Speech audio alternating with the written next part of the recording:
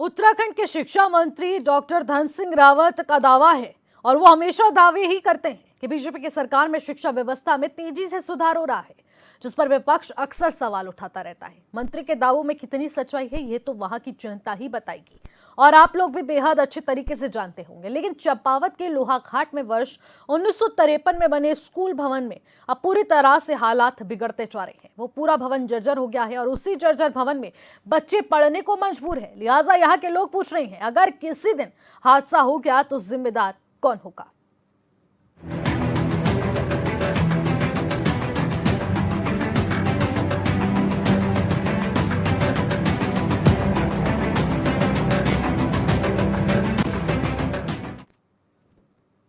कब बदलेगी तस्वीर आप देख रहे हैं और मैं हूं आपके साथ निशी भाटिया। उत्तराखंड सरकार सरकारी विद्यालयों की दशा सुधारने को लेकर दावा तो जरूर करती है, लेकिन सरकार और शिक्षा मंत्री के दावों में कितना दम है, इसका जीता जागता उदाहरण है लोहाघाट नगर का राजकीय आदर्श प्राथमिक विद्यालय। अब इसकी रिपोर्ट के जरिए देखते हैं कि आखिरकार कौन है जिम्मेदार और किसकी बनती है जिम्मेदारी।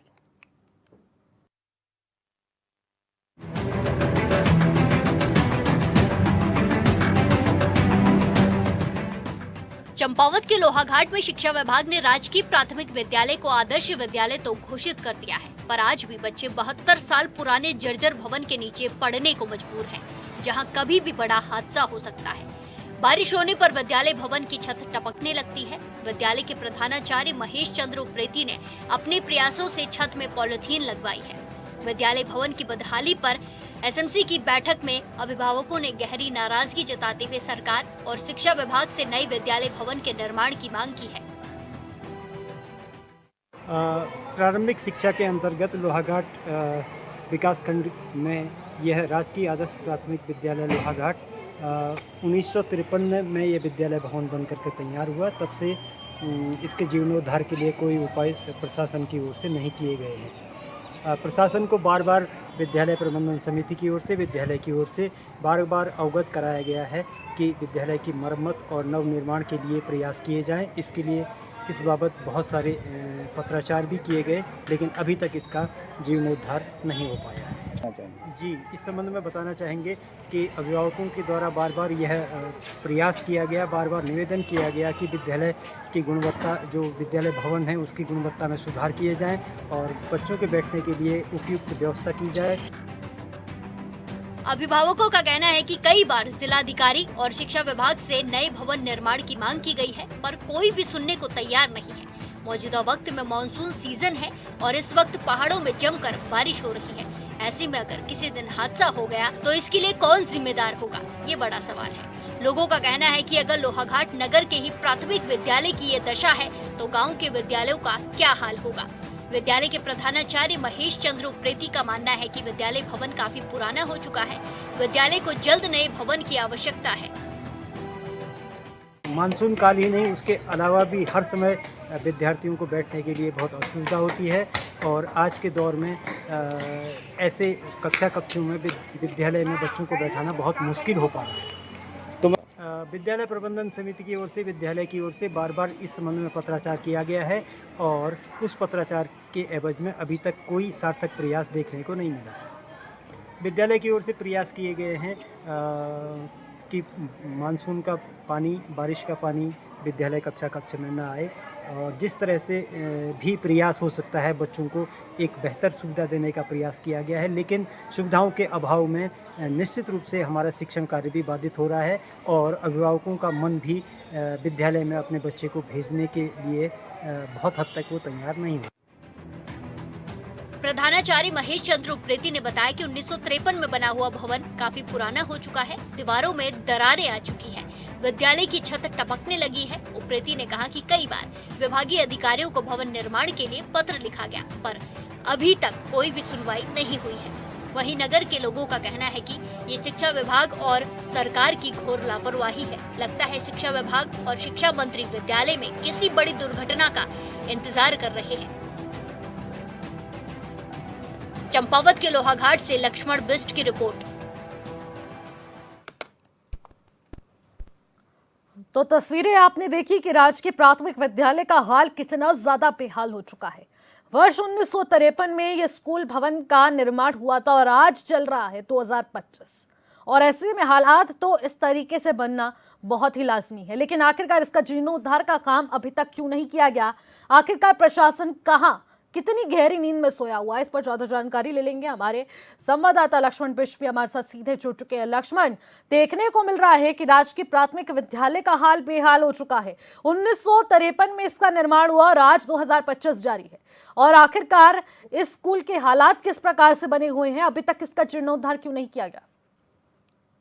जी निशी, मैं बताना चाहूंगा, ये चंपावत जिले का जो लोहाघाट क्षेत्र है, तो लोहाघाट नगर का जो है प्राथमिक विद्यालय है, लगभग 72 साल इस भवन को बने हुए हो गए हैं। तो अब जो है भवन काफी जो है जीर्ण शीर्ण स्थिति में जो है आ चुका है। छतें टपक रही हैं, उसी टपकती छत के नीचे बच्चे पढ़ने को मजबूर हैं। तो 72 साल में आप लगा सकते हैं कि भवन की हालत क्या हुई होगी। तो कई बार जो एसएमसी है यहाँ की और प्रधानाचार्य, उनके द्वारा कई पत्र शिक्षा विभाग को या जिलाधिकारी अन्य लोगों को लिखे गए कि भवन निर्माण की सख्त आवश्यकता है, लेकिन अभी तक कोई भी संज्ञान जो है उसमें नहीं लिया गया है। तो अभिभावकों में डर का माहौल भी है। पहाड़ों में बरसात तेज होती तो बच्चों को ऐसे भवन में बैठाने में उन्हें दहशत भी है, डर भी है। तो वो भी मांग कर चुके हैं कि नया भवन बनाया जाए। फिलहाल कोई सुनवाई इस पर नहीं हो रही है। जी निशी, बिल्कुल लक्ष्मण, सुनवाई नहीं हो रही है, आखिरकार जिम्मेदारी कौन लेगा? दूसरी तरफ शिक्षा मंत्री तो तमाम बड़े दावे करते हैं कि शिक्षा नीति पर खास तौर पर ध्यान दिया जा रहा है, विद्यालयों का जीर्णोद्धार किया जा रहा है और शिक्षा में बिल्कुल भी किसी प्रकार की लापरवाही बर्दाश्त नहीं की जाएगी। लेकिन ये कौन सी बड़ी लापरवाही चल रही है इस वक्त? जी बिल्कुल, जिस हिसाब से जो शिक्षा मंत्री है धन सिंह रावत बड़े दावे तो वो करते हैं कि हम जो पर्वतीय क्षेत्र हैं उनके विद्यालयों के लिए काफी सार्थक प्रयास कर रहे हैं, नए भवन बना रहे हैं, लेकिन उनके दावे यहाँ पे जो है सच साबित होते हुए नजर नहीं आ रहे हैं। इस विद्यालय की स्थिति को देखकर तो बिल्कुल नहीं लगता कि सरकार शिक्षा के प्रति जो है गंभीर नजर आ रही है। जी लक्ष्मण, आखिरकार स्कूल में कितने बच्चे इस वक्त शिक्षा ग्रहण कर रहे हैं?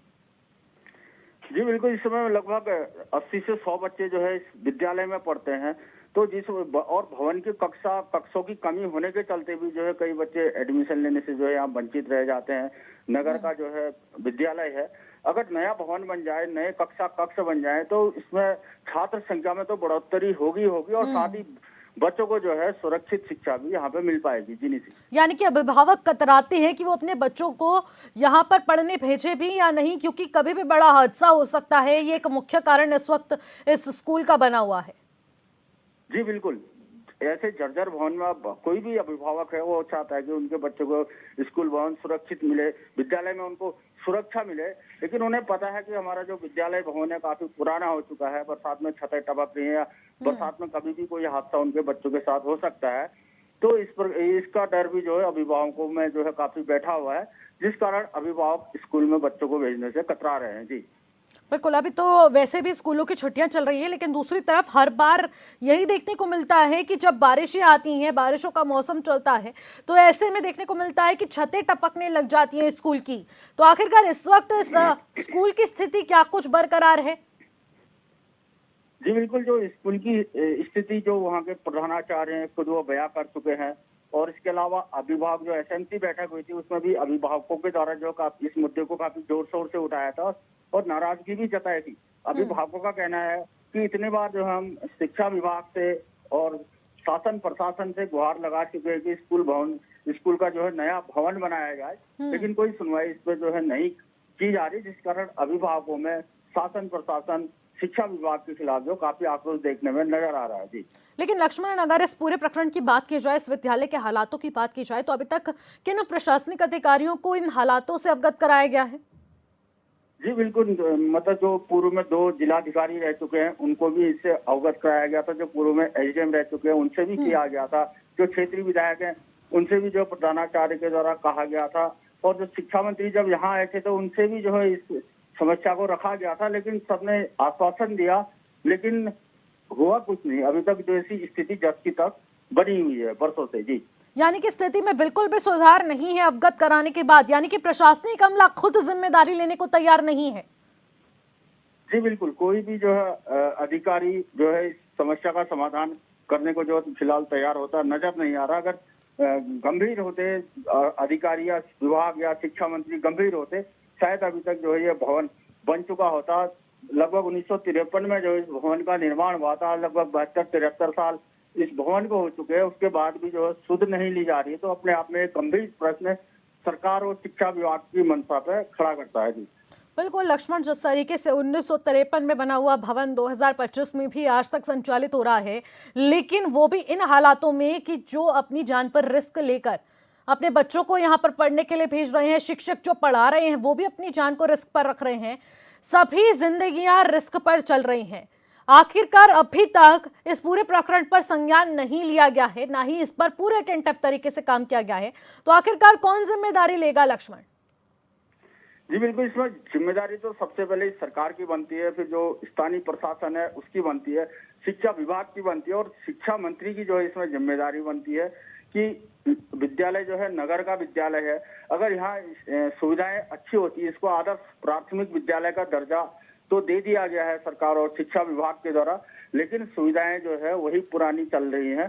तो अगर जिम्मेदारी इन्हीं की बनती है, अगर स्कूल भवन अगर बन जाए, कक्षा और में बढ़ोतरी हो, तो यहाँ छात्र संख्या जो काफी बढ़ सकती है। जी ठीक है लक्ष्मण, आप हमारे साथ बने रहिएगा। राजेंद्र पुनेठा जो कि सामाजिक कार्यकर्ता है, वो भी इस वक्त हमारे साथ जुड़ चुके हैं फोन लाइन के जरिए।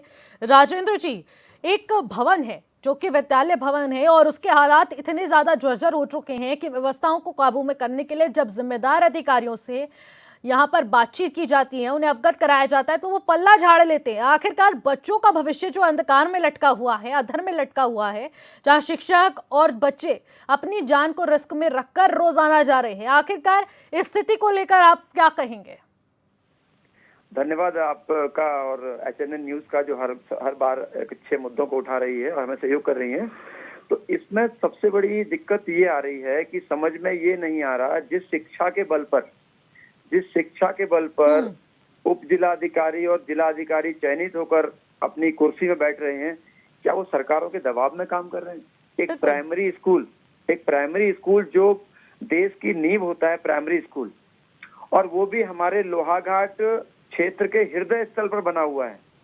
वो इतनी रमणीक जगह है कि एकदम स्कूल का यदि नवीनीकरण होता है तो वह एक 5 स्टार होटल की तरह वहां पर एक नवीनीकरण हो सकता है। लेकिन आज जब 1953 लगभग आजादी के कुछ सालों बाद ये बना हुआ विद्यालय, आज जब दीवारें देखो डर लगता है, फूली हुई दीवारें, जैसे पेट फूल जाता है, इस टाइप का वो स्ट्रक्चर हो गया है। और नवीनीकरण के नाम पर पुताई कर दी जाती है और नवीनीकरण के नाम पर एक शौचालय जरूर बनाया दिया गया है। हमारे यहाँ पार्टी ब्लॉक में जब एक बच्चा शौचालय में छत गिरने का क्षतिग्रस्त होकर मृत्यु हो गई थी उस बच्चे की, तब उस समय एक शौचालय का निर्माण जरूर किया गया है। बाकी विद्यालय की स्थिति जस की तस बनी है। राजेंद्र जी, एक तरफ प्रदेश में सरकार शिक्षा को प्राथमिकता दे रही है, तो दूसरी तरफ जो ये तस्वीरें हैं, आखिरकार किस ओर ये भविष्य जा रहा है? क्योंकि अगर बच्चों को अच्छी शिक्षा ही प्राप्त नहीं होगी, बच्चों का भविष्य इस प्रकार से रहेगा, तो आखिरकार उत्तराखंड क्या विकास कर पाएगा? क्या ये सरकार विकास कर पाएगी? शिक्षा, स्वास्थ्य और बेरोजगारी पर केवल सरकार चर्चा कर रही है, धरातल पर कोई काम नहीं कर रही है। और रही बात कार्य की, तो मुझे लगता है कि कहीं इन्होंने बिल्डिंग अगर बनाई भी है, नई बिल्डिंग है, तो वहां पर शिक्षक नहीं है। और जो अति आवश्यक, जो हम जिसे कहते हैं अटल उत्कृष्ट विद्यालय, कितना बड़ा, मतलब कि एक बड़ी मुश्किल से किसी विद्यालय को ये टैग मिलता है कि उसके बाद शायद उसमें कुछ अच्छा होगा जी। उसके बाद भी इस विद्यालय की स्थिति आज जस की तस। तो राजेंद्र जी, स्पष्ट तौर पर देख सकते हैं कि आखिरकार तस्वीरें क्या ही बदल पाएंगे जब शिक्षा विभाग इस पूरे प्रकरण पर संज्ञान लेने को तैयार नहीं है। बहुत बहुत शुक्रिया राजेंद्र जी, आप हमारे साथ जुड़े। लक्ष्मण, देखिए स्थिति बिल्कुल बेकाबू हो जाती है जब तस्वीरें इस प्रकार से देखने को मिलती हैं। अभी हमारे साथ राजेंद्र पुनेठा जी जुड़े, उन्होंने भी बताया कि स्वास्थ्य शिक्षा ये एक अपने आप में महत्वपूर्ण बुनियाद है जिसके चलते पूरा प्रदेश का निर्माण होता है, भविष्य उसी पर टिका होता है। लेकिन यहाँ पर तो उन्हीं व्यवस्थाओं को पूरी तरीके से देखा जा रहा है। पहाड़ में अगर शिक्षा की बात कर दी जाए तो तस्वीरें हम लोग देख पा रहे हैं, क्या शिक्षा मिल पा रही है। स्वास्थ्य की हम लोग तस्वीरें देख लेते हैं तो स्वास्थ्य को लेकर भी कितनी समस्याएं पहाड़ों में देखने को मिलती है। आखिरकार ये प्रदेश किस ओर जा रहा है? जी मैं बताना चाहूंगा, जो सरकार कहती कि पहाड़ों से हमें प्लान रोकना है, लेकिन अगर प्लान रोकना है तो सरकार को सड़क, शिक्षा और चिकित्सा पे जो है गंभीरता से कार्य करना पड़ेगा, तभी जो है यहाँ से प्लान रुक पाएगा। और जहाँ तक शिक्षा का सवाल है, तो आज देखने को मिला है कि सरकारी विद्यालयों में जो है छात्र संख्या घटते जा रही है। कारण क्या है? अच्छी व्यवस्था नहीं है, कहीं शिक्षक नहीं है, कहीं भवन जीर्ण शीर्ण पड़े हैं, तो सरकार इनको जो है गंभीरता से नहीं ले रही है, जिस कारण जो है आज हर कोई अभिभावक चाहता है कि उसका बच्चा जो है को अच्छी शिक्षा मिले, अच्छे विद्यालय मिले। लेकिन सरकारी विद्यालय में सिर्फ सरकार और शिक्षा मंत्री सिर्फ ढोल पीटने का काम कर रहे हैं कि हम अच्छा कार्य कर रहे हैं, लेकिन वास्तव में जो स्थिति जो है धरातल पे कुछ और है, जिस कारण आज जो है सरकारी विद्यालयों से जो लोगों का रुझान हटता जा रहा है। जी डी बिल्कुल लक्ष्मण, आज भी देखेंगे कि कैबिनेट बैठक हुई। कैबिनेट बैठक में सबसे अहम मुद्दा जो रहा वो शिक्षा से जुड़ा हुआ रहा, जहां पर शिक्षा नीति को पारित किया गया, तो दूसरी तरफ शिक्षकों की भर्ती के लिए नियम बनाए जा रहे हैं, अधिकृत किए जा रहे हैं स्थान। तो आखिरकार ये शिक्षा नीति पर जो बातचीत चल रही है, जो विचार विमर्श किया जाता है, जो कैबिनेट बैठक का आयोजन किया जाता है, धन सिंह रावत इसको लेकर खास चर्चाएं करते हैं, विचार विमर्श किए जाते हैं, तो आखिरकार वो बातचीत जा कहाँ रही है? धरातल पर आखिरकार ये तस्वीरें क्यों नहीं बदल पाती? जी, मैं बिल्कुल बताना चाहूंगा, जो जिस हिसाब से शिक्षा नीति सरकार कहती है कि हमने इतनी अच्छी शिक्षा नीति बनाई है कि जिससे हमारे जो नौनिया हाल है उनका बहुत सुधारा जाएगा, लेकिन वो नीति जो है धरातल पर सरकार के द्वारा उतारी नहीं जा रही है। अगर धरातल पर अगर ये नीति उतारी जाए तो नौनिहालों को जो अच्छी शिक्षा सरकारी विद्यालयों पे मिलेगा। और लक्ष्मण, अभी तो बात क्लस्टर स्कूलों की भी चल रही थी, आखिरकार वो भी बिल्कुल अधर पर लटका हुआ है मामला। जी बिल्कुल, उदाहरण सामने आपका है कि जो लोहाघाट नगर का जो मेन प्रमुख विद्यालय है उसकी स्थिति आज इतनी जर्जर हो चुकी है। 72 साल एक काफी लंबा समय होता है। 72 साल पुराने विद्यालय में अगर बच्चों को पढ़ना पड़ रहा तो सरकार की शिक्षा नीति की कहीं पे जो है पोल खोलती नजर आ रही है। जी निश्चित। लेकिन अगर लोहाघाट के मेसन नगर स्कूल की हम लोग बात कर रहे हैं, क्या अन्य स्कूलों के हालात भी इसी प्रकार से बने हुए हैं जिस प्रकार से ये स्कूल के हालात है? जी बिल्कुल, जो हमारे सीमांत क्षेत्र हैं, अन्य दूरस्थ जो गांव है, तो जो वहाँ के प्राथमिक विद्यालय हैं, खासकर प्राथमिक विद्यालय, उनकी स्थिति जो है इससे भी जो है बदतर हमें देखने को वहाँ मिल सकती है। तो सरकार को चाहिए कि इन विद्यालयों के सबसे पहले तो बच्चों को एक सुरक्षित जो है वातावरण दे, जिसके पहाड़ों में आपदाएं आती रहती है। एक मजबूत जो है विद्यालय भवन का ढांचा दिया जाए, अच्छे शिक्षक दिए जाए वहाँ, तो तब जाकर जो है शिक्षा नीति जो सरकार की धरातल पर उतरेगी। जी बिल्कुल, हमने क्लस्टर स्कूल की बात कर ली, शिक्षा नीति की हमने बात कर ली, और ऐसे में हम लगातार एक के बाद एक मुद्दों पर बातचीत कर रहे हैं, लेकिन तस्वीरें बिल्कुल भी बदलने का नाम नहीं ले रही हैं, तो जो कि अपने आप में एक महत्वपूर्ण बात हो जाती है। लक्ष्मण, ठीक है, आप हमारे साथ बने रहिएगा। हमारे साथ जिस प्रकार से शैलेंद्र राय जो कि प्रवक्ता हैं कांग्रेस के, वो भी इस वक्त सीधे जुड़ चुके हैं। शैलेंद्र जी, पहले तो मैं आपका बहुत बहुत स्वागत करूंगी हमारे चैनल और इस खास कार्यक्रम में। धन्यवाद। शैलेंद्र जी, एक बड़ा मुद्दा इस वक्त प्रकाश में आ चुका है, जहां पर 1953 में बना हुआ एक विद्यालय भवन पूरी तरह से जर्जर हो चुका है। कभी भी कोई भी बड़ा हादसा हो सकता है। बच्चों को जिंदगी, शिक्षकों की जिंदगी अधर पर लटकी हुई है, खतरे में पड़ी हुई है। आखिरकार अभी तक इसको लेकर कोई भी विकास कार्य या जीर्णोद्धार को लेकर एक भी बार किसी प्रशासनिक अमले ने नहीं सुना है। आखिरकार ये स्थिति कब तक बदल पाएगी, क्योंकि कोई जिम्मेदार तो यहाँ पर संज्ञान लेने को तैयार नहीं है। मैडम, हम भी उसी विद्यालय से पढ़े हुए हैं। हमने भी अपनी प्राथमिक शिक्षा वही इसी विद्यालय से प्राप्त की, और बहुत लोगों ने, लोहाघाट के अधिकांश लोगों ने, एक मात्र स्कूलों ने इसी विद्यालय से की है, और बहुत उच्च पदों में इसी विद्यालय से पहुंचे हैं। लेकिन जो वर्तमान में स्थिति है विद्यालय का भवन जो हमारे समय में भवन था, आज से 40-50 साल पहले, अब विद्यालय का वही भवन है, वहाँ पर है। और दूसरी सबसे बड़ी मेन बात है कि जो मैंने अपने उससे ख्याल किया कि इस विद्यालय में सरकार की कुछ न कुछ पॉलिसियां होनी चाहिए, जिससे कि स्थानीय कोई भी बच्चा, इस विद्यालय में बहुत कम है स्थानीय लोगों की, सरकार की पॉलिसी ये होनी चाहिए कि अधिक से अधिक विद्यालय का इधर पर लाभ उठा सके। और दूसरा, कुछ सुविधाएं विद्यालय के लिए देनी पड़ेगी कि एक आदर्श विद्यालय के रूप में लोहाघाट नगर में इसको जाना जाता है। तो आदर्श विद्यालय के अगर हालात इस प्रकार से हैं, तो बाकी विद्यालयों की हम क्या ही बात करें शैलेंद्र जी? जी मैडम जी, हालांकि सरकार अनावश्यक जो बजट दे रही है, कभी कुछ दे रही है, लेकिन हम नहीं कहते एज जो कॉलेज का जो वातावरण है, जो कॉलेज के विद्यालय का बिल्डिंग्स है, जो मेन रहती है, और वहाँ पर आप कितनी भी सुविधा दीजिए, अगर भवन सही नहीं होगा, उन सुविधाओं का क्या फायदा? भवन का उच्चीकरण होना बहुत जरूरी है।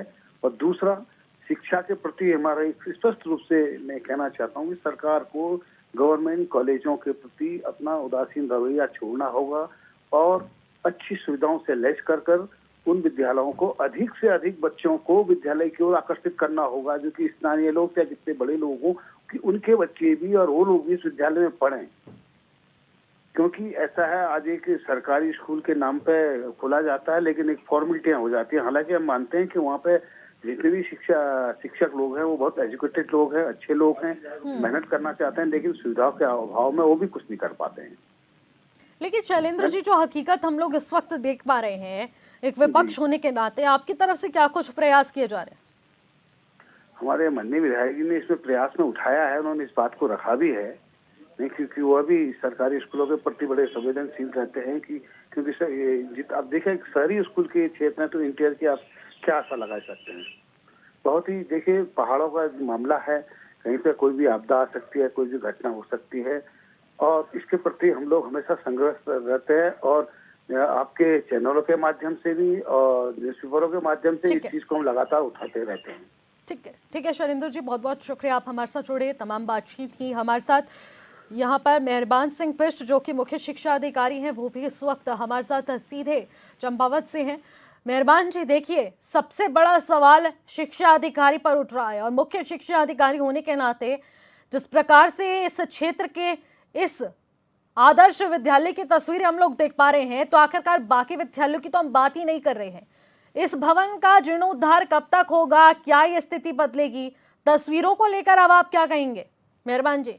हाँ जी, आज ही हमारी बात हुई है, डीओ बेसिक हमारे देखते हैं इसको, उनसे बात हुई है। हमने तुरंत जो है पीडब्ल्यूडी को पहले इसका निष्प्रयोज्य प्रमाण पत्र हमको उपलब्ध कराना है, उनको लेटर हम लिख रहे हैं। जब वो निष्प्रयोज्य प्रमाण पत्र उपलब्ध हो जाएगा, उसके बाद RWE से हम उसके ध्वस्तीकरण वगैरह के लिए जो है आगरण बनवाएंगे और फिर उसके निर्माण का आगरण बना करके हम विभाग को भेज रहे हैं।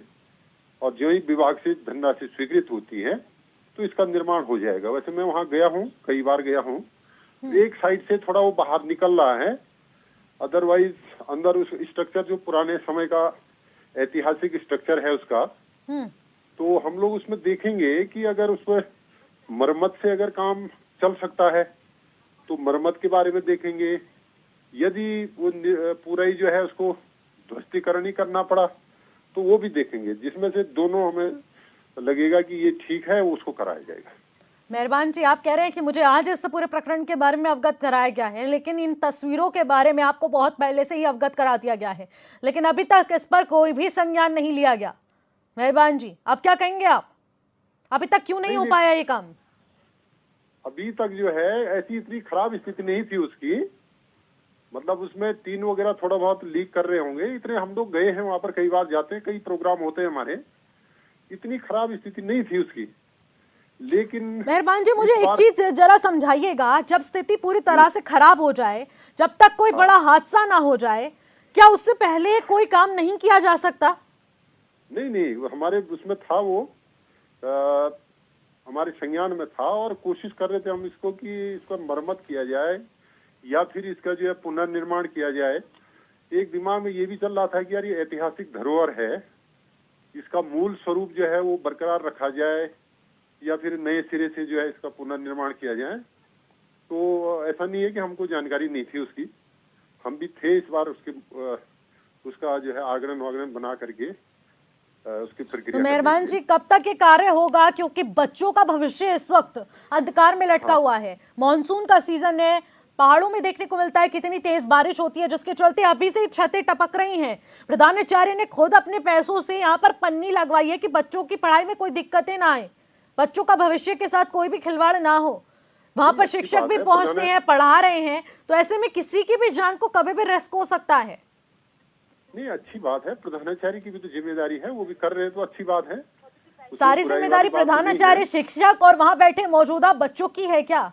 शिक्षा अधिकारी को जब अवगत करा दिया गया है, यहाँ पर कहा जा रहा है कि डॉक्टर धन सिंह रावत जो कि शिक्षा मंत्री है उनको भी अवगत कराया गया, लेकिन सिर्फ और सिर्फ आश्वासन के तौर पर दिया जाता है, लेकिन इसके अलावा जो जमीनी हकीकत है वो जीरो है। तो आखिरकार सरकार जो शिक्षा नीति पर आए दिन बातचीत करती है, चर्चाएं होती है, बैठकें होती हैं, क्या यही हकीकत हो रही है उसकी? नहीं, उसको करवा रहे हैं हम, तुरंत करवा रहे हैं, तुरंत उसका दिखवाते हैं, उसको मरम्मत होनी है या फिर उसका पुनर्निर्माण होना है, दोनों में से जो भी सुटेबल हो। अधिकारी जी, यहाँ पर काम चलाऊ काम ना होकर अगर पूरी तरह से यहाँ पर अच्छे से निर्माण कराया जाए, क्योंकि बच्चों का ये भी कहना है कि यहाँ पर जो बच्चों की संख्या है, बट पेरेंट्स अपने बच्चों को पढ़ाना नहीं चाह रहे हैं क्योंकि कभी भी कोई हादसा हो जाएगा। हर कोई अपने बच्चों के बेहतर भविष्य के लिए यहाँ पर स्कूल चूज करता है। नहीं, स्वाभाविक है, वो तो स्वाभाविक है, हर एक को सोचना ही चाहिए। ठीक है, अच्छी बात है। तो मेहरबान जी, हम मान लें कि आप जल्द से जल्द इस कार्य को कराएंगे। बिल्कुल, जल्द से जल्द। ठीक है, ठीक है मेहरबान जी, बहुत बहुत शुक्रिया, आप हमारे साथ जुड़े, तमाम बातचीत की। बहुत बहुत शुक्रिया लक्ष्मण, आप भी हमारे साथ जुड़े, तमाम जानकारी आपके द्वारा भी साझा की गई है। तो जिस प्रकार से देखने को मिला है कि इस स्कूल, इस भवन का जल्द से जल्द जीर्णोद्धार किया जाएगा, तुरंत निर्माण करवाया जाएगा, और आखिरकार ये तस्वीरें कब तक बदल पाएंगी, इससे अपडेट के लिए लगातार आप देखते रहेगा HNN 24/7। नमस्कार।